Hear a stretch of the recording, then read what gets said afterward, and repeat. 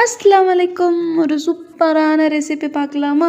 முக்கனி பாயாசம்னு சொல்லலாம், இல்லை ஃப்ரூட் பாயாசம் கூட சொல்லலாம். இந்த சீசன் முடிகிறதுக்குள்ளே கண்டிப்பாக ட்ரை பண்ணி பாருங்கள். ரொம்ப ஈஸியாகவும் செய்கிற மாதிரியான ஒரு ரெசிபி தான். எனக்கு மேக்ஸிமம் இது செய்கிறதுக்கு ஒரு 10 to 15 மினிட்ஸ் தான் ஆச்சு. கண்டிப்பாக ட்ரை பண்ணி பார்த்துட்டு எப்படி இருந்துச்சுன்னு சொல்லுங்கள். அதே மாதிரி இந்த மாதிரி ஈஸியான ரெசிபிக்கு என்னை ஃபாலோ பண்ணிக்கோங்க. சப்ஸ்கிரைப் பண்ணுங்கள், லைக் பண்ணுங்கள், ஷேர் பண்ணுங்கள், கமெண்ட் பண்ணுங்கள். அதுக்கப்புறம் இது எப்படி செய்யலாம் பார்க்கலாமா? நமக்கு ஒரு 2 கிளாஸ் பால் எடுத்து காய்ச்சி வச்சுக்கோங்க. அதில் உங்களுக்கு தேவையான அளவு மில்க் மேட் யூஸ் பண்ணிக்கோங்க. மில்க் மேட் இல்லாட்டினா கூட பிரச்சனை இல்லை, நீங்கள் சுகர் கூட யூஸ் பண்ணிக்கலாம். நீங்கள் கம்மியான சுகரே யூஸ் பண்ணிக்கோங்க. ஏன்னா இந்த ஃப்ரூட்ஸ் எல்லாமே ஸ்வீட்டாக இருக்கனால நம்ம நிறைய சுகர் யூஸ் பண்ணவும் அவசியம் இல்லை. நானே 1 ஸ்பூன் அளவுக்கு தான் நான் மில்க் மேட் யூஸ் பண்ணியிருந்தேன். அதுக்கப்புறம் காய்ச்சி ஆற வச்ச பாலை ஓரமாக வச்சுட்டு ஆறின பிறகு ஒரு பவுலில் பாலை ஊற்றிக்கோங்க.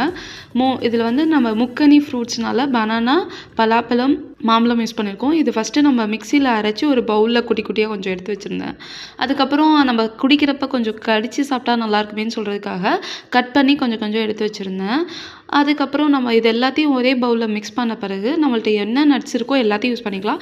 பட் ஆனால் என்கிட்ட கேஷ்யூவும் பாதாமும் இருந்துச்சு. அதையும் கட் பண்ணி அந்த ஃப்ரூட்ஸ் பாயாசம் மேலே நீங்கள் தூவிட்டு ஃப்ரிட்ஜில் 1 hour செட் பண்ணிவிட்டு எடுத்துக்கோங்க. நான் உடனே எடுக்கிறதுக்காக ஃப்ரீசரில் வச்சுருந்தேன்.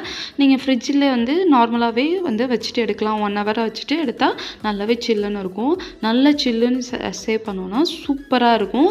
செய்கிறதுக்கும் ரொம்ப ஈஸியான ரெசிபி. டேஸ்ட்டும் உண்மையாகவே சூப்பராக இருக்கும். கண்டிப்பாக மறுபடியும் செஞ்சு கேட்பாங்க வீட்டில் இருக்கவங்க எல்லாரும். கண்டிப்பாக ட்ரை பண்ணி பார்த்துட்டு எப்படி இருந்துச்சுன்னு சொல்லுங்கள். என் சேனலை சப்ஸ்கிரைப் பண்ணுங்கள், லைக் பண்ணுங்கள், கமெண்ட் பண்ணுங்கள், ஷேர் பண்ணுங்கள். தேங்க்யூ.